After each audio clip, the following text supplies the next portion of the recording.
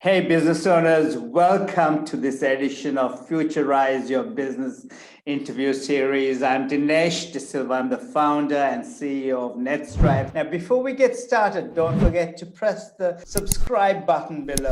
And at the end of the interview, leave us a comment and don't forget to press the like button.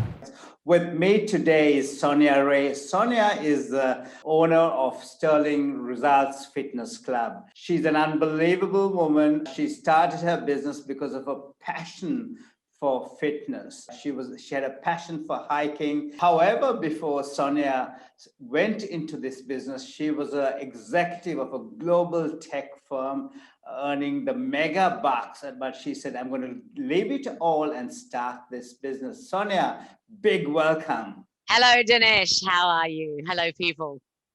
Fantastic to have you, Sonia. Now, I know you started the business. The first couple of years was a bit tough. You were going to all the networking events, you were doing all the social media, you were doing your websites, and then you transitioned your business to the digital age. Despite you having websites, you did something different, and you then grew your business in an 18-month period. You tripled your business. Tell us the story. So the business started in 2015. So we're only 5 years old, and you're in my gym. So welcome down here in the online studio. Look, the big thing was understanding my audience. So that was one of the things I learned. So I have been to some of the boot camps and the courses through netStripes, and one of the things was really understanding your customer, your audience, and working out how to target them. So I did spend a few years just trying to work out the right path for my business and what is my target audience. Even though I knew it, it was actually really concreting that, because I did go into the business to look at fitness for people looking like me. So basically anyone over 50 was my focus. They could be women or men, but that's what I went, I think I could do this. But it was actually honing in on that. And I learned that through you guys, adapted my website, adapted my target marketing, adapted where I was spending my money. And that helped me grow the business. As an executive of a global tech firm, you were doing large deals for these businesses, and you work for multiple global companies, at the cutting edge of technology. So you would think, or any of us would think, when you come and start a small business, you just get started and everything works out, don't you? Well, that would be nice, wouldn't it? But, I suppose the reality is when you start from scratch, you have to, it's like any a pipeline. When every time I used to go to a new company, a sales exec, you'd start with no clients and you'd have to go and just work out how you'd go and build your business. And it's the same running a small business. You actually have to look at what are you trying to do, who you're trying to target, where is your target market, and understand that you're starting from zero and you're going to have to grow, and it will take time. You're not going to get your numbers in the first quarter. But, fortunately, if you stick with your strategy, stick with your philosophy, stick with your values, you will achieve your goal. Fantastic. A lot of the time, even when you work for these large companies, you are still operating in these traditional models of doing business, isn't it? Now, the world has changed. Every business has to transition to this digital age. And I think that was a transition that you did when you came for the digital boot camp and you did that strategy, as you mentioned. Yes, look, there's been significant change since that time, and I suppose you'd like to talk about that at some point. But just those first, 3 years, three and a half years, just constantly changing. Really, it is the way I was going to market, and it is the digital engagement. And that was really key, because if I look at like everybody, if you look at a 1 kilometer radius of where my studio is, I could probably count 100 fitness trainers. There's Fitness First, there's 24/7, there's Vision, there's, what are those old ones called? Plus 24, Anytime Fitness. They're the guys. And then on the corner in the park is another 15 trainers. Then around the corner there's someone else. So, your competition is enormous. So it's about looking at how you really break through that competition and build your business that sticks with your philosophy. Sonia, that's a fabulous example you give. In any industry, any business owner has to compete with hundreds of competitors. And in your case, as you mentioned, there are these big brand competitors, people your size, and then people who are just individuals as well. And when you start a business, you have to compete with them. And what you correctly did was you made sure your brand stood apart and brand stood taller than this competition. And I think think that, as you correctly said, is what really helped you to triple your revenue and achieve those revenue goals. Look, it's not just brand. I think it's also customer service. No matter what business you're in, looking after and understanding your customers' needs has to be paramount.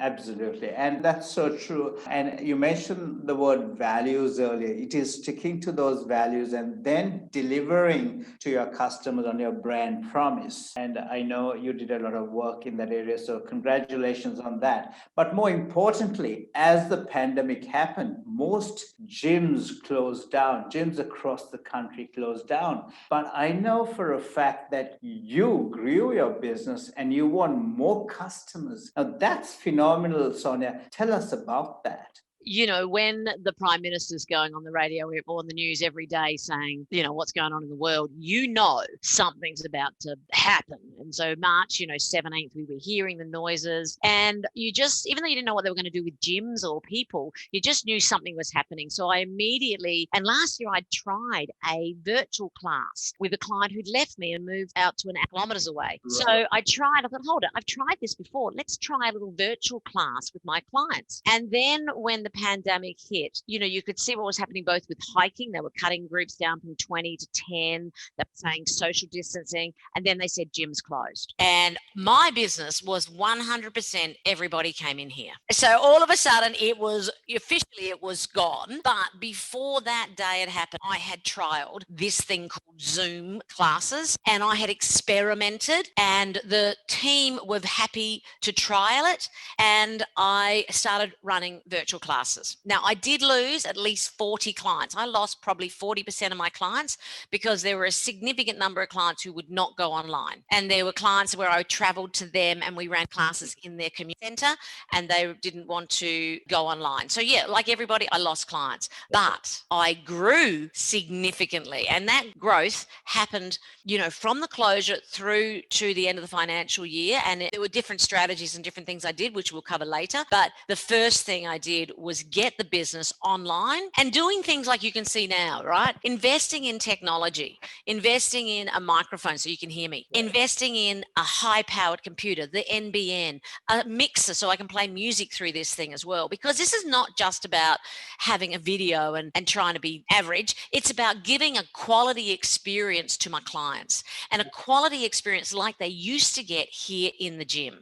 And I didn't want to just do a video YouTube that they watch, because we know no one does that. So we wanted the girls and the team to log into classes, to come to classes, to become accountable, just like they did when they came here. The other thing I did was a quick change around of the gym as well. I got jobs, I got things changed, because visually we needed to make this paramount for that screen there. Fantastic. So it morphed a lot, and it morphed and through trial and error. And the other thing I did too was, again, respecting the client. The first month of virtual classes were free. So I said, I'm not charging you for the first month, because let's just see if this works. And then I said, then the next month was a little bit cheaper than they would normally pay. And then if everyone was happy, it just went back to normal pricing. So even though they come online now, they were coming, some people still come in now because we can, but there's a majority still online.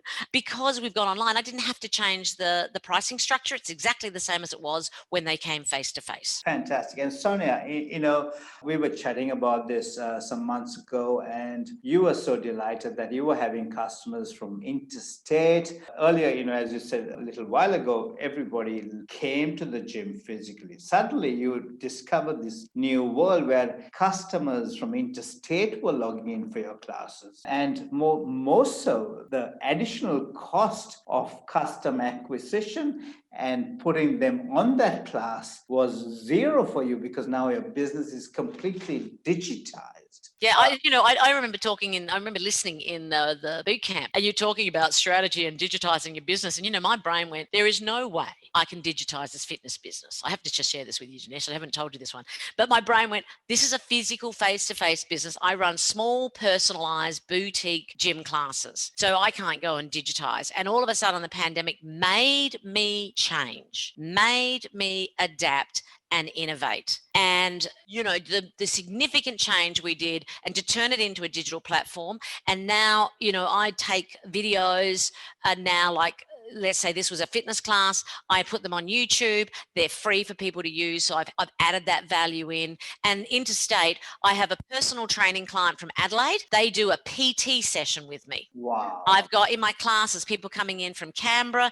Before, when it was shut down, we had Adelaide, Nowra. Some of those guys have gone back to their other gyms now, so that they're not here. But the Canberra lady, she still dials in. Brisbane dials in. And, I have got other clients, or because I'm here in Willoughby, I've got clients who live at Barowra. Now, if you don't know that, people, it's about a 40-minute, 50-minute drive away. They come every day. So people are now coming, not even from interstate, but just even outside of my demographic, because they trust me, they love what we do, and they can do it straight away in that home environment and still get a proper fitness class, not a video, a face-to-face, live, accountable fitness class. Fantastic, Sonia.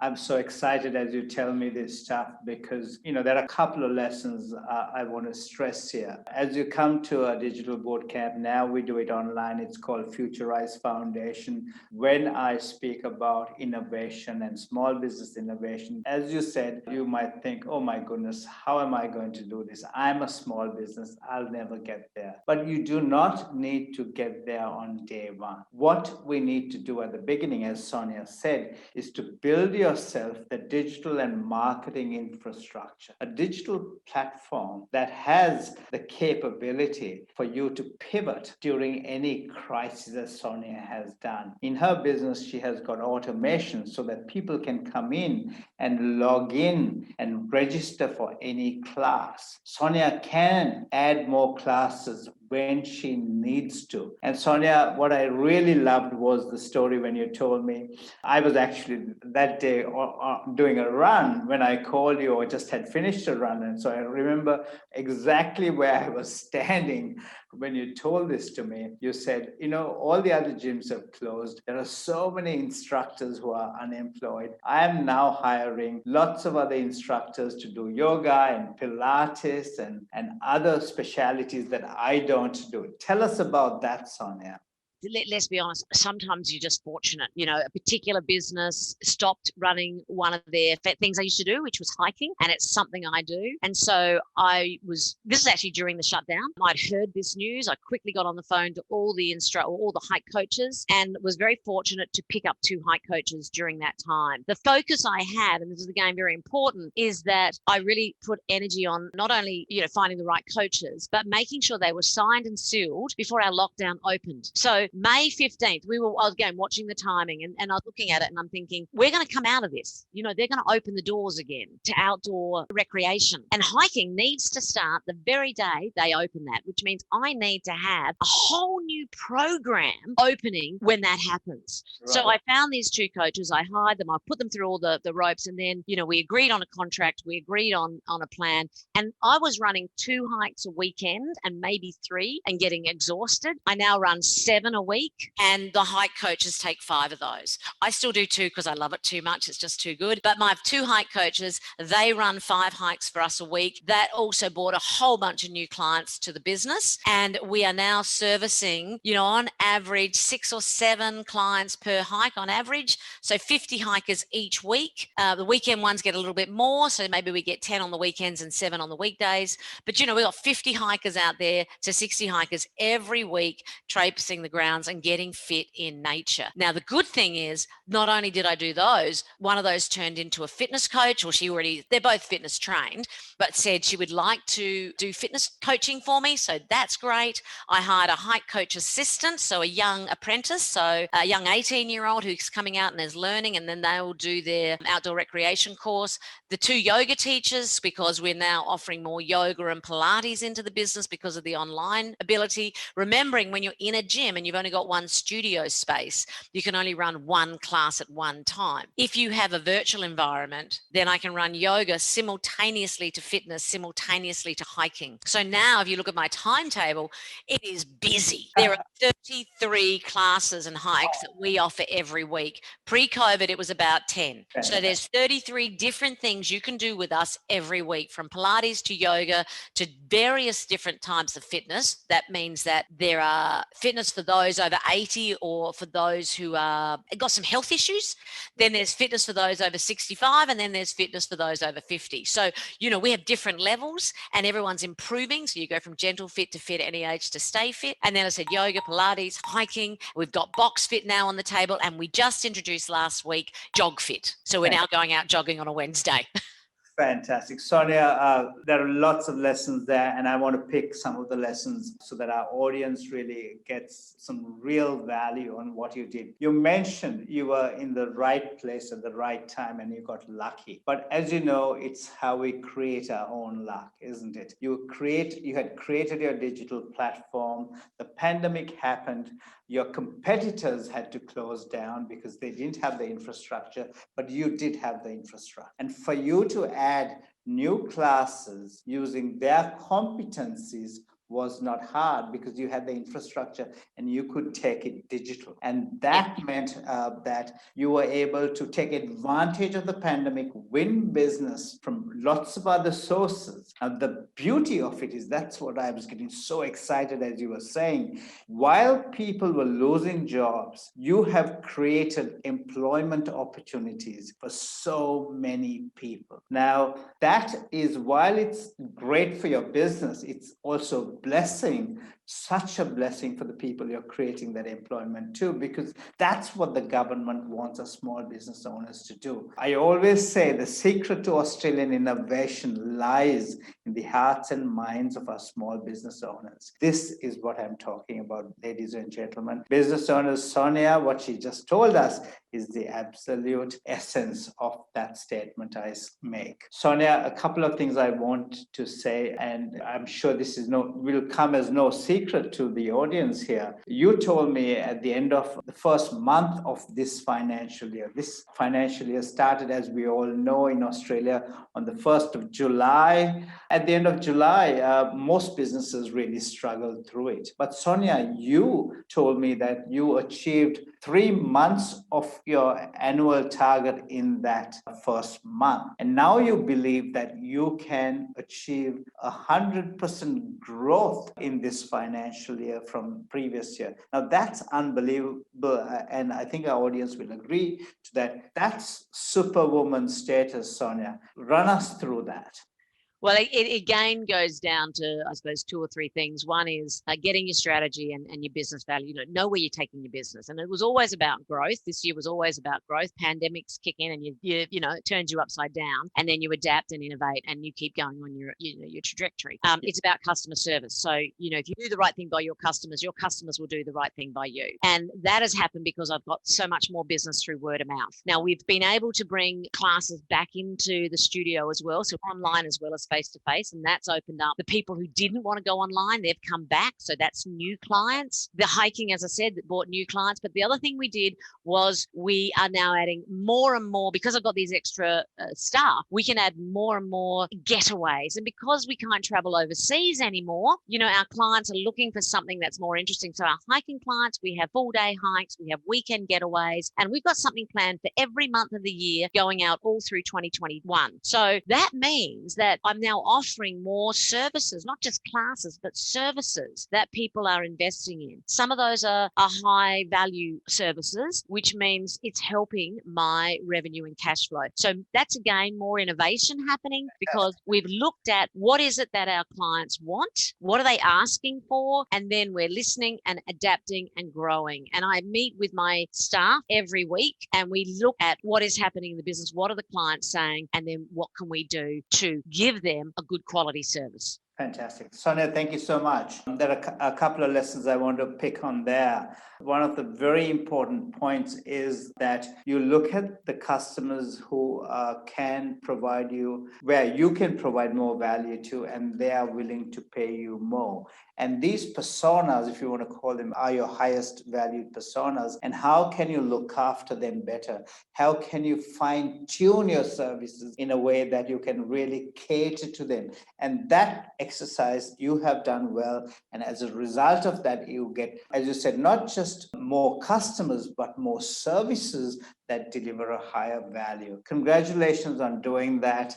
that's something we discuss at the boot camp, but you're doing this in practice. That's unbelievable. Thank you for sharing that with us. Sonia, I want you to just run our audience through the digital transformation process you took your business on. Sonia, you went through this digital transformation process that I have got up on the screen right now. Tell us your experience going through this and the value you got at every one of those stages. Yeah. Look, it's a very beautiful chart because I think we all have awareness because, I created my own website. I did some basic website with you guys, but it was just out there. I was just doing stuff. And then it was getting the knowledge, going to that boot camp that you did, or now what you call Futurise. It was learning about digital engagement and what all that meant. It was the best 3 days, there's so much knowledge that you get. And from that, you offered us the strategy session. So sitting down with your team and really going through some of the pointers about where do I want my business. I know it was obvious what I wanted to do and where I wanted to go, but just sitting down and getting that planning and that strategy going. And then we built the online design or the online web presence. And, once again, for your audience, I'd created my own on Wix. And then I had created one with you where I told netStripes what to do, which was a bit dumb. And then after the strategy, netStripes told me maybe we could do it this way. And it was a perfect website. And I got a lot of great feedback from it now. So do have a look at it. And so creating that online web presence and also adapting it as the business changes. And then we have So you already had done your website and you were savvy with social media, etc. However, despite having your own website, which you said you did in Wix, like lots of small business owners do, you are not getting a lot of cut through because your competition were the fitness first. You said that you had over 100 competitors in Willoughby alone, and you had to really compete. And to compete and achieve success online, you must have a digital strategy and you need to get the right knowledge. So you said you came to the digital boot camp. At that boot camp, you said you felt your time was well spent, did you? Yeah, oh, absolutely. It was great. In those days, it was 2 full days, 10-hour days, but the amount of knowledge and learning. And it's interesting, and the things I learned, I didn't realize I was putting into play until this pandemic and the way that I've innovated and the way that I've adapted and the way that I've tested, the A/B testing and all that sort of stuff. I sort of go, oh, yeah, that's what we learned. It's a little bit like what you learn. It just sticks in the back of your brain and it just comes out when you need it. Fantastic. So the boot camp gave you that knowledge, but also the confidence to take your business forward. And then, as you mentioned, you went through the netStripes strategy framework that really focuses on the customer strategy, your product service strategy to fine tune it to your ideal customers, then your competitor strategy so that your brand can stand apart and stand taller. How did you find that process and what was the value for you there? Well, it was a very short process too, which I think I appreciated with your team is that, they could get straight to the points about what is it with your strategy. And you don't have to spend 4 days trying to work this out. You know what you want to do. The team know how to extrapolate that out there and reverberate it back. And then you can say, that is my customer. That is what I want to do. This is how I want to grow the business. This is where I want to be in 12 months' time. And this is what I want people to see. So yeah, it was a brilliant process. But what I liked was it's short. It doesn't take a lot of time. I think 4 hours or something, but it was a well spent time to just get my business sorted, planned, structured.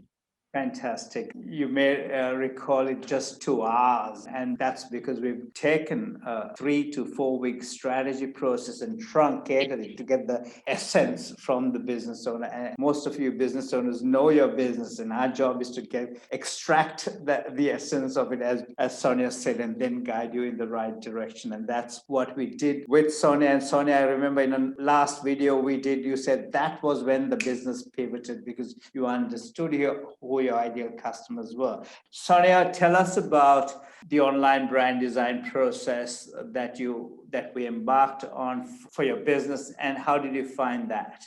Look, that was really good because by letting go and letting you guys, netStripes, take control from my strategy to build my online brand design, it was getting the colors right. It was getting the look and feel right. I did take a lot of guidance from your team. That was the most important thing, is not putting my thoughts on it. I am not a graphic designer. I am not a digital expert. So working with your team, but they sent me a little bit like a flow chart, or not even that, it's the wrong word, but a visual of exactly what the design would look like. And I could see it and I could say, hey, it's flowing really beautiful. You get a feel for the pages. It was light, it was bright, it was the sort of person I am / what my business is. So yeah, it was a lovely way to just get the design right first before building.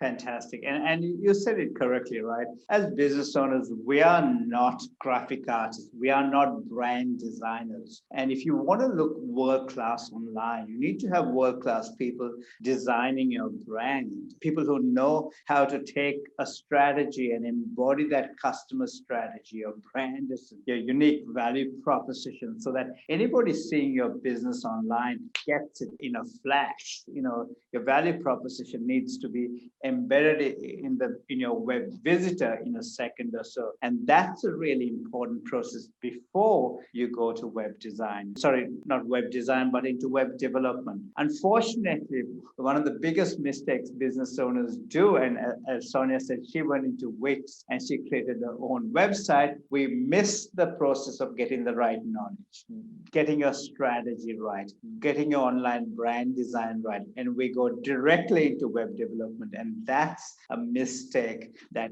business owners must avoid, because if you can get that process right, then what happens is once your web development is done, you absolutely nail it. Then what happens is when you drive traffic into your website through promotion, you don't have to spend too much time and money on promotion, because now the traffic, the web visitors that you drive to your website turns into leads and into sales. So let's go now into step 5, step 4 is where we launch your website, develop your website and launch it. I won't discuss that, but step 5 is promotion. What did you do there, and how did you do enough to drive traffic to your website? Look, again, it's looking at different marketing strategies is the word, I suppose. Where am I going to get my audience from? Should I be doing advertising on Instagram, Facebook? Should I be Twittering? Am I a LinkedIn person? What sort of client am I have? So understanding where my audience gets their feed, their information from, and then working out inside that again where my audience is more than likely going to come from. So I have two sides of the business. I have the fitness business and the hiking business. The fitness business, as I mentioned, it's changed, by the way, now with these new online options. But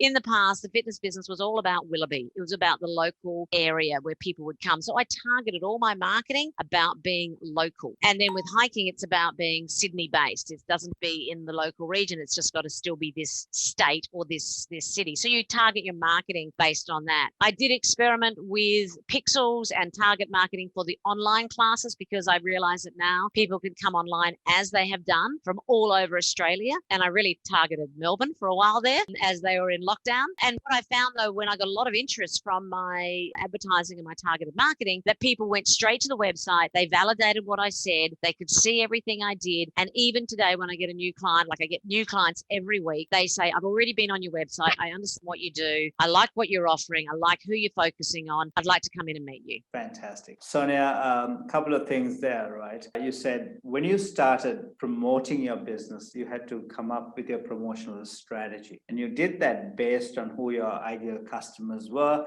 And you had to decide where are these customers and go to the channels where they are. So as you started your business, you had to go local. You went into Facebook and you went into a Facebook group, a local Facebook group that drove your traffic. And now that you're doing your hiking business and your business is expanded, you're doing other marketing tactics, still understanding your customer and being consistent with your customer strategy, and being disciplined to that, not going everywhere. So congratulations for doing that. That is fabulous. A couple of things that I want to really touch on, and I know because business owners are smart, you guys do some of this stuff intuitively and sometimes not even knowing. Customers love what you do because now everything you do is is on your website. So when you drive traffic to your website, people get your message. Now, getting back to strategy, when it came to getting your message right and your online branding right, tell us about that changing of messaging that changed everything. Are you able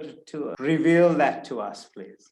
Well, yes, it was actually also about what you call the hero statement. One of the things we learn a lot about is the hero statement, but also, I had started when I started the business 5 years ago. I went sterling results, transforming your health, because I was about transforming people. But then I went, hold it, I'm loving this idea of being 50 and fit. So the new tagline is, Sterling Results Fitness Club, we're there for those who are or who want to be fit, fabulous, and over 50. So if I'm using that in my pitch, I need that as my brand. So yeah, the hero tagline on the website is fit, fabulous, and over 50. And business owners, think about that. Sonia went from, transforming your health. Anybody can do that. A doctor does that, a physio does that, a nutritionist does that. And then you are too broad, right? Gym can do that. Fitness First can tell you that as well. But when Sonia really honed in on a target market, she said, fit and fabulous and over 50, and really focused on women, that's when her business took off. That's what you mean by getting your strategy right. Once you get your strategy right, your marketing becomes so much easier because you're hitting the right people. You're not wasting your time everywhere. Now Sonia knows I'm going to focus on women, mainly women. I know you have men, Sonia, who come for your classes as well, who are over 50 and who want to be fit and fabulous. And Sonia mentioned she has customers until they're 80. So this becomes so much easier to grow your business once you have a very clear strategy. Sonia Wray, it's been an absolute delight to talk to you, but I can't let you go because there's one other thing when it came to innovation that you did. And I want to share that slide with you, and I'm going to share this slide with the audience first so that they can see how you innovated and how you did it like the big innovators do. But innovation is not just for big innovators. For every small business can innovate like Sonia has done, because I believe the secret to Australian innovation lies in the hearts and minds of small businesses. So let's have a look at this page. So if you have a look at the screen, you will see the largest innovators in the world, the biggest disruptors in the world. These are some of the largest disruptors in the world: Uber, Airbnb, Apple. They've just taken hold of markets, Netflix. Now, this is what they have done. They've looked at 10 factors, which are external factors and internal factors. I'm going to look at the screen. So there are external factors and internal factors, and there are 10 factors. If you can take advantage of 5 of these factors, you will innovate. If you take Sonia's case, her innovation has been, she's been looking at several of these factors. She had staff on demand. She used crowd and community. She leveraged assets. The way she leveraged assets was she leveraged the assets of the people who joined her fitness classes, because they did the classes from their homes and using their laptops. So for her to add, Sonia to add more customers was zero. Sonia, are you able to run us through what you're seeing here, please? Yeah, no, exactly. Look, one thing about the assets is tactical, but most people didn't have gym equipment at home, and I have an entire gym studio not being used by anyone else but me. So I actually gave them my gear so that they could work out properly at home. So not only did they leverage their own assets, I could actually take advantage of the stuff I have here and just loan it out free of charge to get them moving. But engagement, I love that word. Yeah, engaging the community and getting the support from my clients, all these, getting that to essence right. And I'm loving what I'm seeing on the internal factors because, interface, that's the technology I'm using, or the social technology as well as the digital online, the way that people book in, the way that it's easy for all these new customers to take advantage and join our hikes and classes. And experimentation, it's all about, I think you on your upper chart, it was review and improve. So it's all about also experimenting, improving, reviewing all the time. Fantastic, Sonia. Let's go back to that other chart where we had reviewing and improving, as you mentioned. So it's about looking at the data and then reviewing and improving. Digital is about data. It's not about opinions. We have a million opinions, million people telling us how to do and what to do, but you don't need all that. If you look at the data will tell us what's working and what's not, and that's all it takes. I've done an analysis. One of the things is really important if you're going to run a successful business and grow, you do have to look at the data and you do have to, see if it's okay. So I used to I define my clients as faces. So I used to I saw 2,000 faces in 2018, 2019 in that financial year. So 2,000 people did something with me. That's not individuals. In 2019 to 2020, there were 4,200 faces that the business saw. And in the first quarter of 2020, we've already seen 2,200 faces. Fantastic. So we're on target to go to 8,500 faces in 2020 if we keep doing everything right. And again, that's the doubling of the business and that's the engagement with my audience. But I have to keep an eye on that because I cannot afford to lose a face. They're so important to me. Fantastic, Sonia. Again, ladies and gentlemen, as you can see, Sonia is following through on her learning at the digital bootcamp. And for those who want to know what this digital bootcamp is, it's online now. It's called Futurise Foundation. And the cost of doing it is negligible.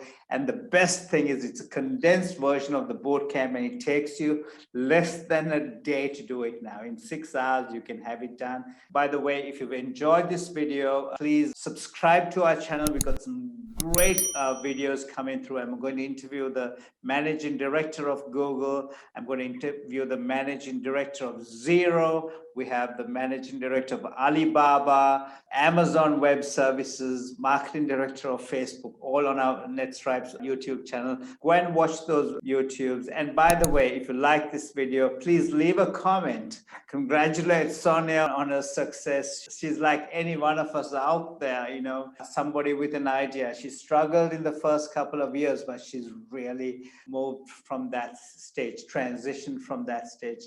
Delighted to hear of your success, Sonia. You are an absolute success story. Thank you very much. Thank you, Dinesh.